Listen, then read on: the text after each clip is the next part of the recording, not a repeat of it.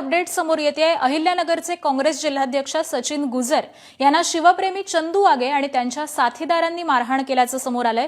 चंदू आगे आणि साथीदार स्वतः समोर आलेत।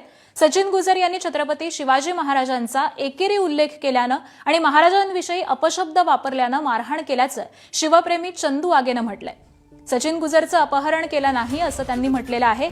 कोणताही गुन्हा दाखल करा, जामीन घेणार नाही असं म्हणत मारहाण करणाऱ्या चंदू आगेने हे स्पष्टीकरण दिलंय।